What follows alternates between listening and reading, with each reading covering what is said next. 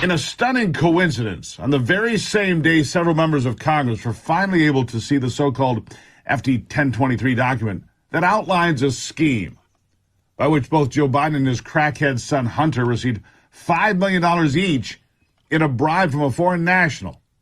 On the day that this happens, the Justice Department, under the alleged leadership of that very same Joe Biden, moved to indict the former President Donald Trump on yet another unprecedented maneuver in a feeble attempt to pull the wool over the eyes of the American people and attack the number one political opponent of the sitting president. Consider this.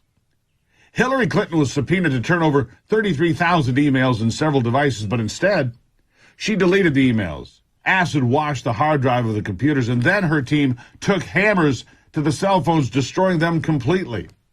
But Hillary Clinton was never indicted for giving the finger to those demanding she turn over the material. Nobody on her staff was ever indicted either. No grand jury was ever impaneled, and instead James Comey came out in front of the world to declare no prosecutor would ever pursue the case in the matter. The world's tallest Boy Scout is just another scumbag in the middle of the wretched D.C. swamp. That's a fact. The FBI and DOJ were made aware of the bribery scheme involving the Biden family, by the way, in 2017.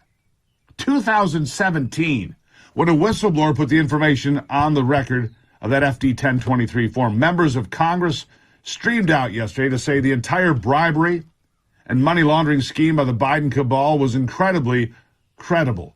Among those, Nancy Mace of South Carolina. Not someone Donald Trump could count among his friends. Donald Trump tried to primary her last year, but someone who saw the evidence and remarked on how credible it was. Listen to this.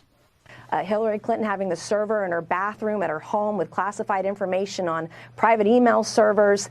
Everyone's held to a different standard but Donald Trump. And that's wrong. And I do believe tonight that Joe Biden just secured Donald Trump's nomination for Republicans in 2024. You do? Why do you say yes. that?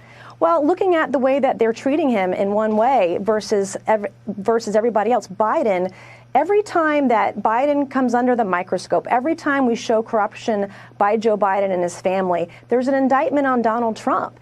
And when you look at the standard that he has, it's a double standard. It's a second-tier double standard of justice in this country. And what the American people want, they want everybody to be treated the same.